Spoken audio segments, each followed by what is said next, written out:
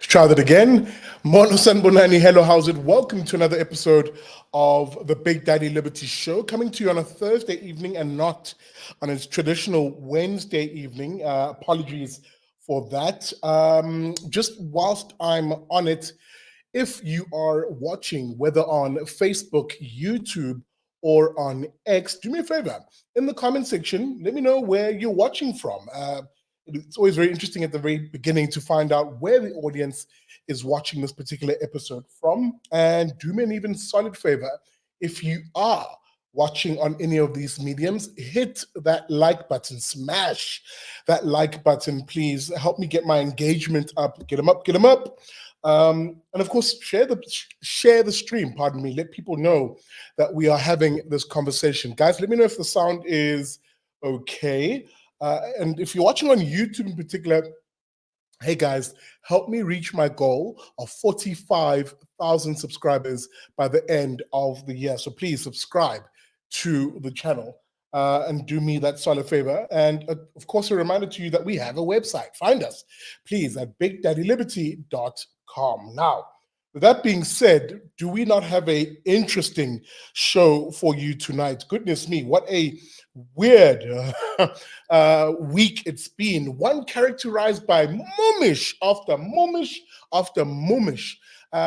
In this instance, look out for tomorrow's episode of the Vuga Nazo show that will come to you from 7:30 a.m. and available throughout the day when we look at who the actual mummish of the week is. But until then, let's chew on this particular fumble or mummish, which is one from the independent media group. That's, of course, the company, the holding company that owns a veritable mix of publications, the Pretoria News, Cape Times, the Mercury, the Witness, you name it.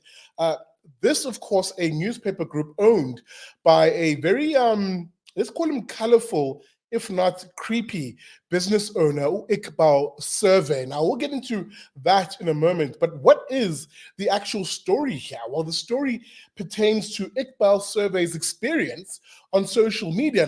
Now, you, like me, have had a situation on social media where you've gone into a tiff and a disagreement, what used to be called a twar, a war of words with someone on social media. And for most of us who are sane, sober, moral, prudent people, we'll have that tiff and we'll move on. Why? Because social media is not a real place. I'm going to say that again. Social media, whether it's X, Facebook, or Twitter, same thing, Instagram, whatever, is not a real place. There are people who literally live on social media, and for them, it is the be-all, end-all. They do not allow their egos to escape any slight gaffe, or rather any slight from someone online, any untoward comment. It literally racks their whole mind. They live in that space. And it seems to me that a character like Iqbal Survé, a supposed billionaire who owns the independent media group, is one of those people who simply cannot let things go, and because of that, act in an irrational, emotional, and plain old stupid way, as was the case signified this week, where after a war of words with an anonymous X or Twitter account with the handle @GulamMV, he then presumably marshaled all of his resources by way of the independent media group in order to go after this particular account. And who is this @GulamMV person? Well, as I said, we don't know. It's an anonymous account. Let me just put it up on screen so you can see who I'm talking about. There it is on there. It's @GulamMV, a very popular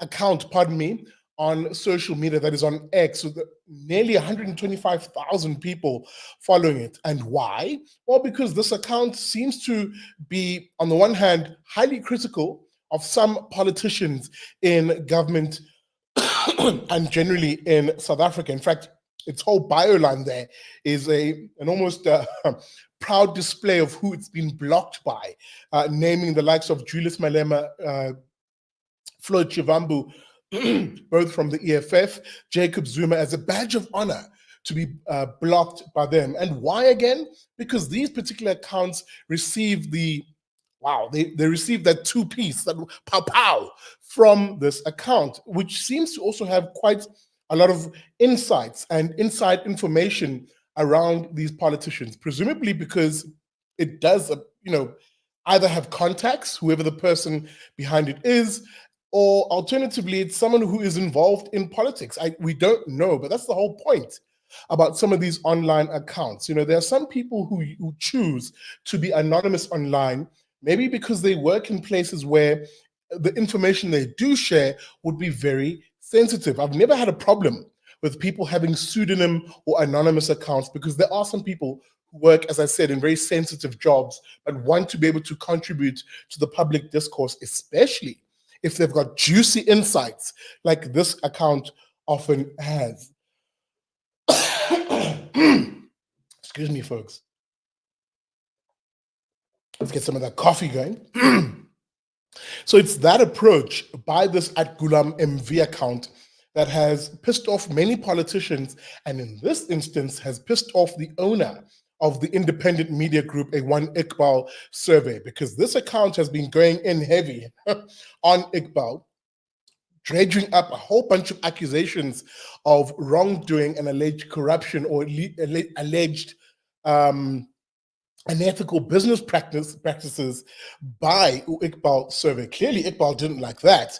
And now the vendetta was launched by the independent media group through its various publications of doxing, or revealing the identity, as they put it, an expose, a whole campaign in order to soothe the ego of their boss, Iqbal Survé. And what a blunder that has turned out to be. It has literally ended with the independent media group having egg on their face. But again, don't take it from me.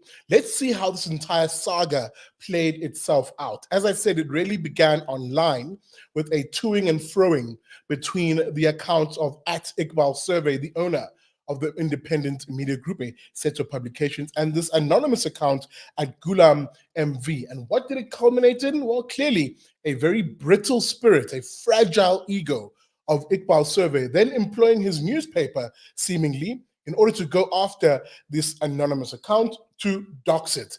How did that look like? Well, it looked like a press conference, a whole ass press conference featuring the seemingly whole team of the independent media, and very creepily, the former minister in government, one Lindiwe Sisulu from the ANC, who I've dubbed the Cruella de Vil of the ANC, also seemingly backing Iqbal Survé and the independent group, making some startling claims. I'll get to that in a moment, but this is how the press conference exposing who Gulam MV went. The person behind this account is Mohammed Yaqub Vauda. I hope I say the name correctly there. Mohammed Yaqub Vauda. He is a 37-year-old male from Durban. Vauda is associated with the University of KwaZulu-Natal. He holds a PhD and is also known as a stand-up comedian. He is also a radio personality of some sort. By his own account, he has multiple personalities. I'm not sure what that means.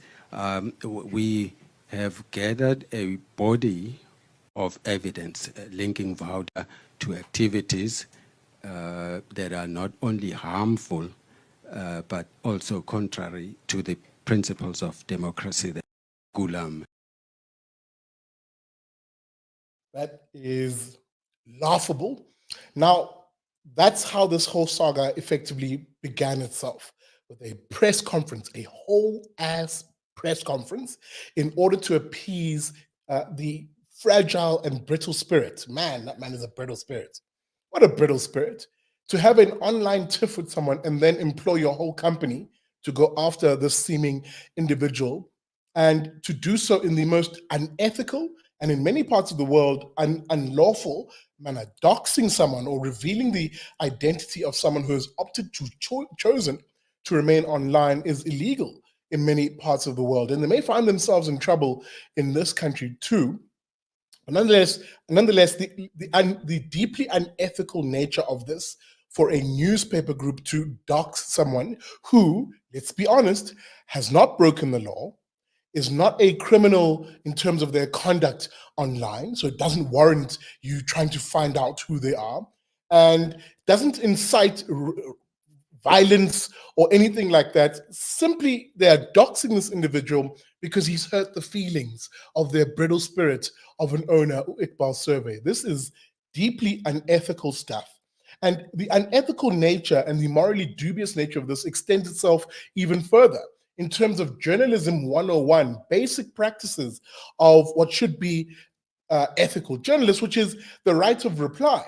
You can even hear in this particular piece, as he's sort of naming this particular individual, a Muhammad Vauda, this poor man from KZN, who is a UKZN lecturer, as you saw there, and a part-time comedian, as they name it. And we'll get to his response in a moment. As they proudly name and reveal this person as to being behind the At Gulam MV account, they don't really even indicate in that moment whether they reached out to this particular individual to afford him a right of reply or the ability to comment on this alleged expose, which is basic journalism. It is the principles, the ethics of journalism.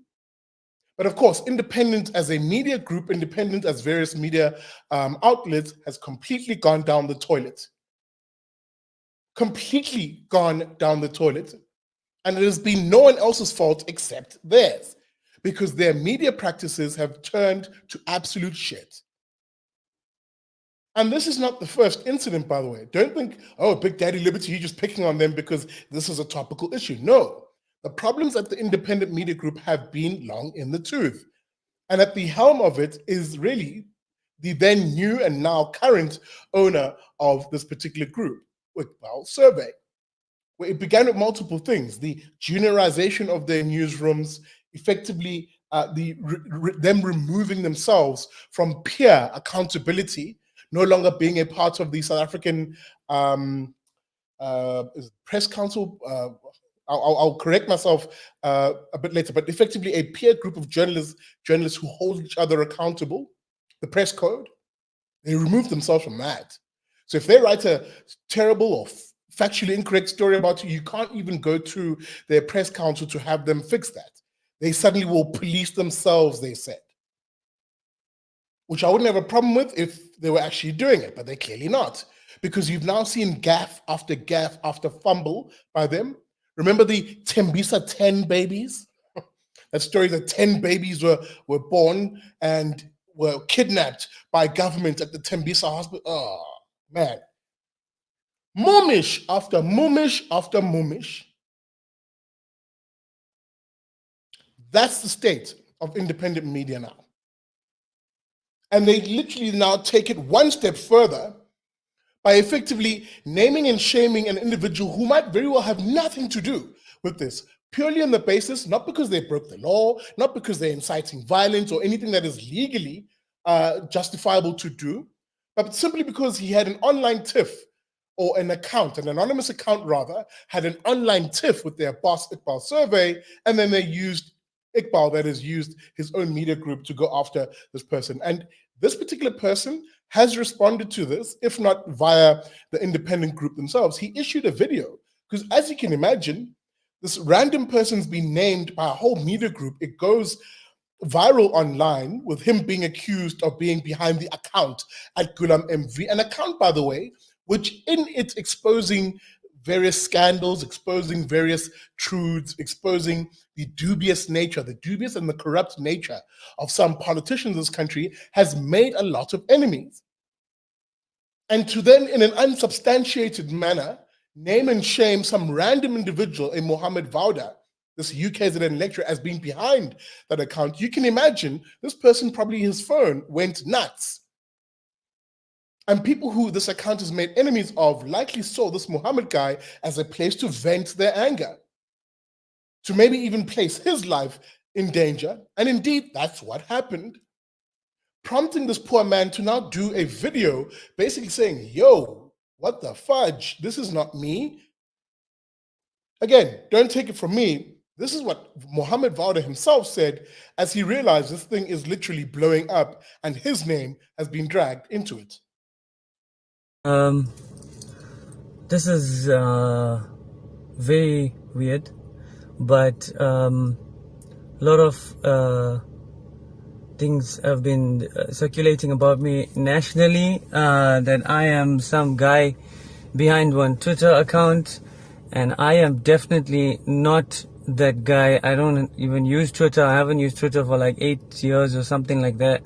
So it's false allegations. I have nothing to do with this. I don't get involved in any type of politics at all.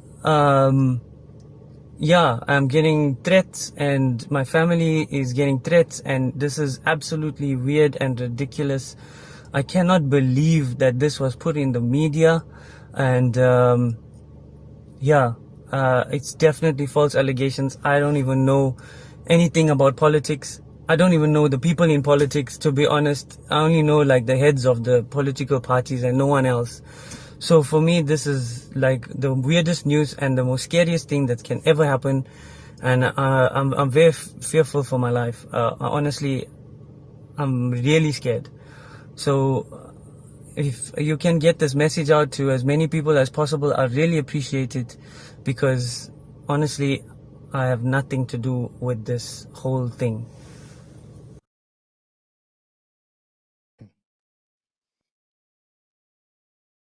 Again, you can't watch that and not tell me you can't hear the fear in this guy's voice.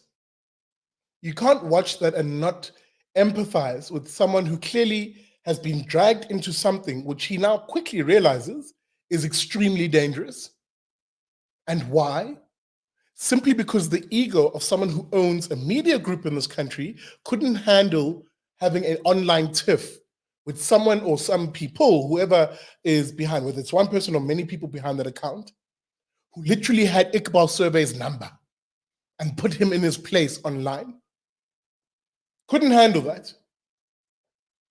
So then embarked on this entire saga, this masquerade, really, of exposing the truth as cover for him effectively getting back at what he says is this anonymous person, but really provided with zero evidence of that. So just named and shamed someone for no reason, placed their life in danger. That's the media in this country now. And then you wonder why people are moving away and abandoning traditional media and coming to spaces like these, podcasting, online influencers, you name it. We have a serious problem in this country, when powerful elites, in this case, media elites who are very politically connected, are pulling the strings of their institutions, corrupting them in order to go after ordinary citizens in this country. That's the real story here.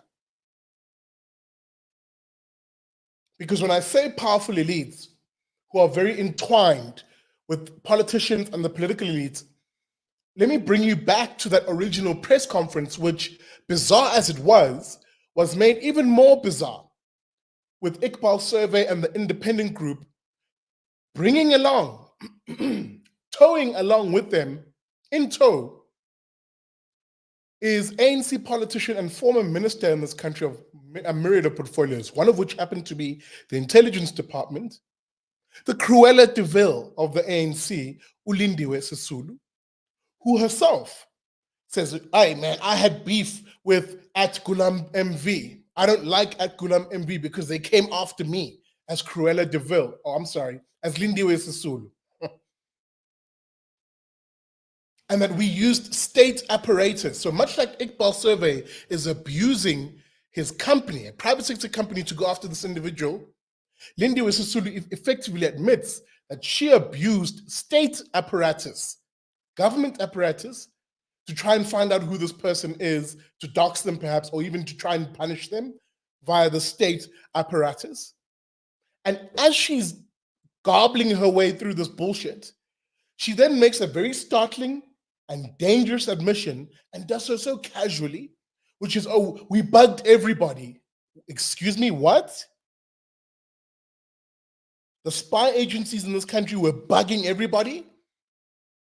And presumably bugging journalists too? Again, don't take my word for it. Watch Cruella de Vil, or I'm sorry, Lindiwe Sisulu, as she casually just makes her way through the startling statement and other absolute nonsense. Of this Gulam.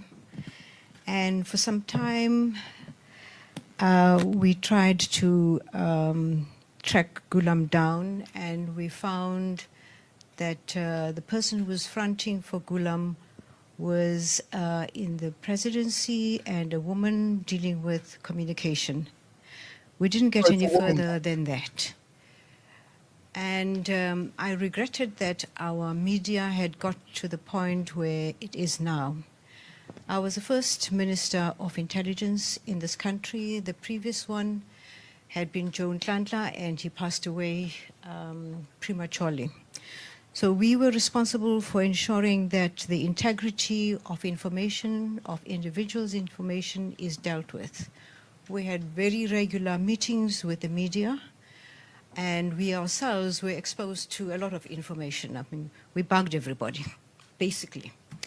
But there was an essential element in everybody who worked in intelligence. What they know, they cannot repeat. And even if a journalist were to get to them, they would not, they were not allowed to. So we had this ethical basis in intelligence to make sure that we can drive a society that is based on ethics. However, I found when I was personally attacked, and it was at the time when I stood as president, prospective president of the ANC, because I have every right, as everybody has, to stand if they felt like that. I was born in the ANC, and I thought, well, I'm old enough now to take a senior position. And Gulam did not let go. We tried to trace Gulam, and we were, as I indicated, stuck with this particular woman. And we thought, but how does this woman get so evil, get so petty, get so nasty? Who cares? It's an online account. The essence of what was happening is if you found my name in the newspaper, it was always attached to the most negative narrative. Yeah, because you're probably a negative influence. And I've worked all my life for the organization. I've worked all my life for us to be free. But it was only... Right, whatever. Guys, this is not a shits and giggles story. There are serious implications behind what these people are saying. There are serious implications behind the conduct that these individuals have embarked on. On the one hand, there's zero shame, clearly, by them. But on the other, effectively what the real story here is powerful people in South African society who are abusing institutions of society, whether they are private or in the state, to go after private individuals, or that is citizens in this country. That is the moral of this particular story. And it's not a laughing matter. The casual and almost blasé admission that, oh, we bugged everybody, in a country where we have a constitutional right to our integrity, a constitutional right to our privacy, is a scary admission that the state, via these effectively shady politicians, were just bugging everybody. And worse yet, a equally crazy casual admission is that, oh, state spooks or state spies were just liaising with the media, as she said. What does that mean? What does that mean?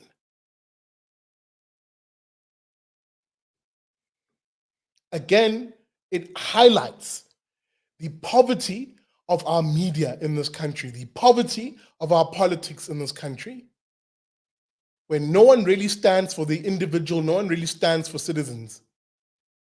It is about power and the exercise of that power over us, the citizenry in this country.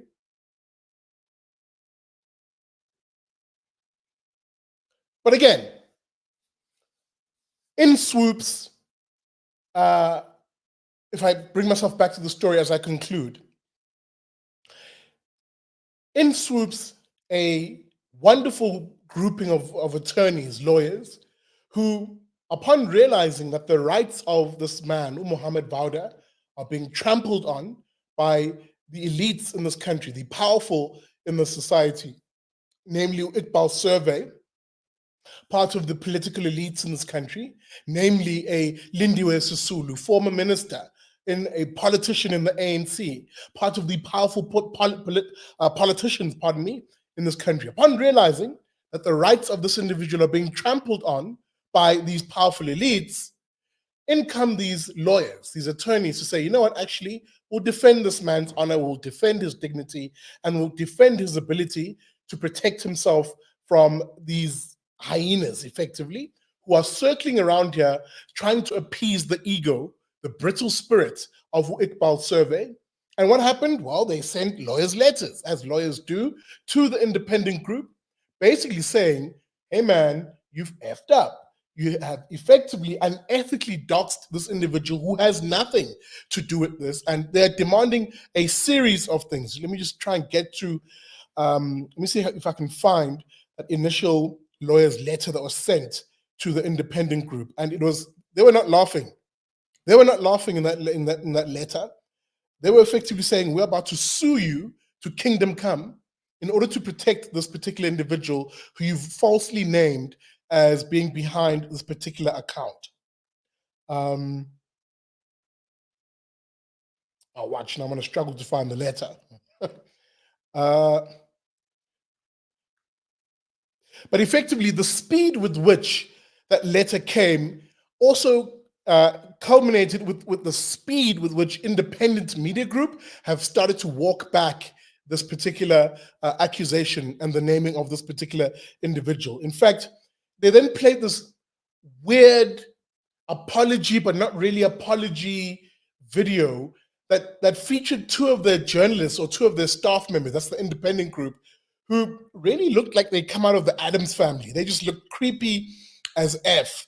Basically apologizing, but not really apologizing because they still think it's a Mohammed Vauda, just not this one. They made a technical error, wink, wink, in naming this particular Mohammed Vauda. Again, don't take it from me. Let me bring on the Addams family and you can see exactly, excuse me, let me bring on these two individuals from the independent group so you can see exactly what they said as a technical mistake by them. Our investigations identified two individuals linked to the Ghulam MV Twitter account, both named Mohammed Vauda. However, during the press conference, a technical... I'm sorry, I'm going to play that again. Initially, our investigations identified two individuals linked to the Ghulam MV Twitter account, both named Mohammed Vauda. However, during the press conference, a technical error occurred in that the wrong profile was shared with our content teams and the public. This error resulted in the incorrect identification of a UKZN lecturer and comedian being identified as the person behind the account. For this error, we unreservedly apologize to Mohammed Yaqub Vauda, who was mistakenly identified. As Chief Executive Officer of the IOL platform, I will be taking concrete steps to ensure that such an oversight does not occur again. Both independent media and IOL deeply regret the error. As responsible media outlets, we have taken the necessary steps to correct the information provided and published. I have also attempted to reach out to Mohammed Yaqub Vauda.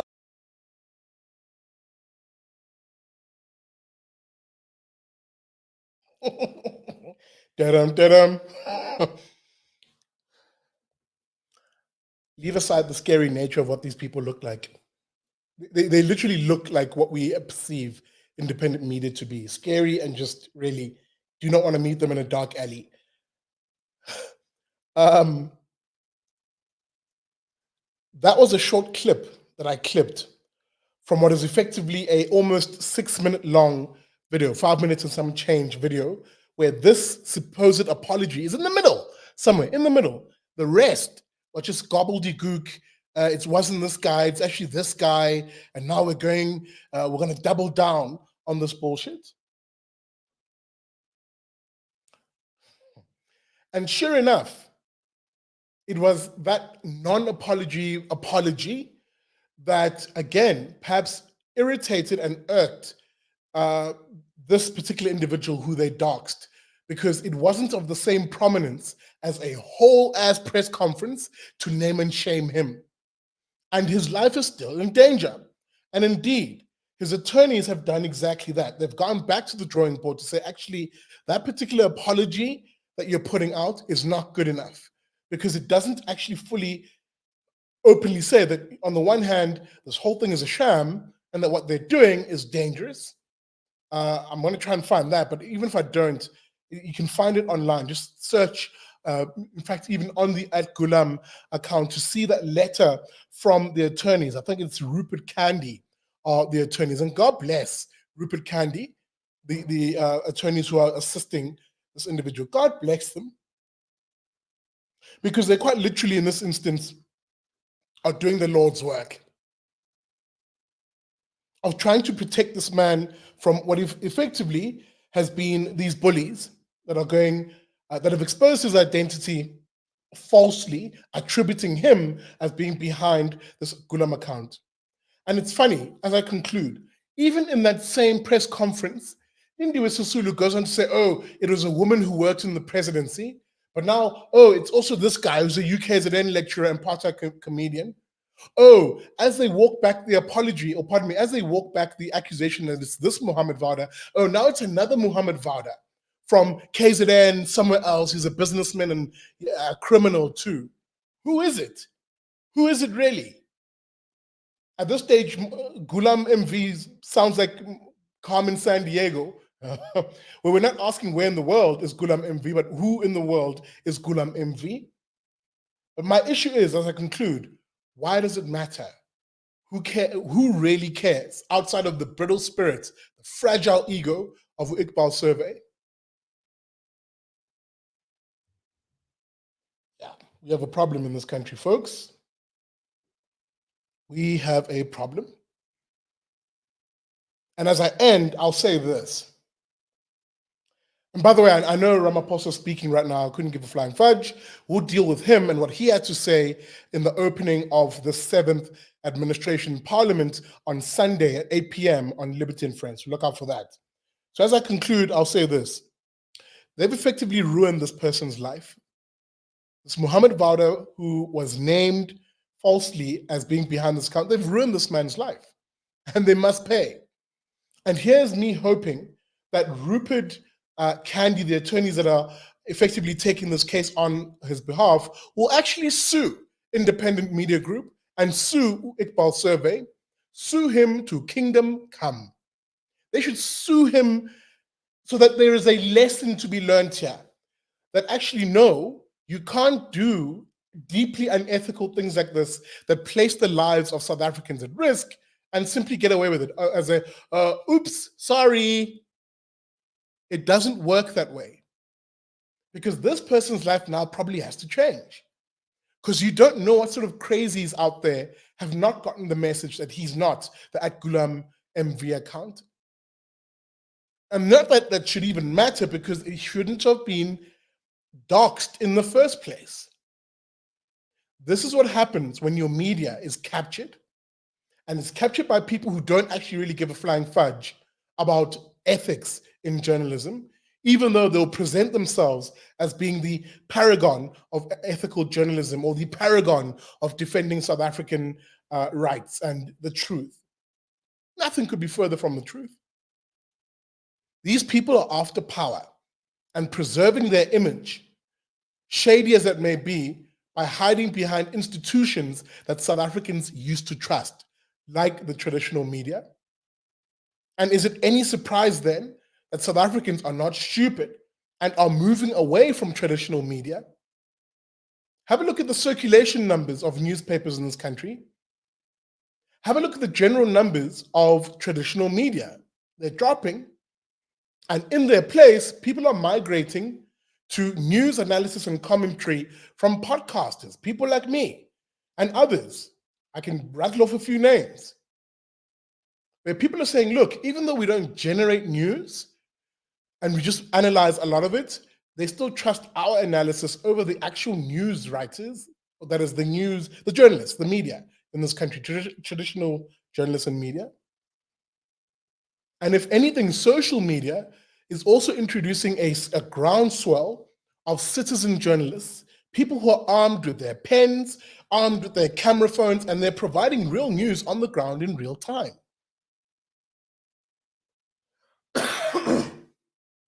That should be encouraged, that should be applauded, because it helps us circumvent the powerful elites who think they control the narrative and the messaging in this country.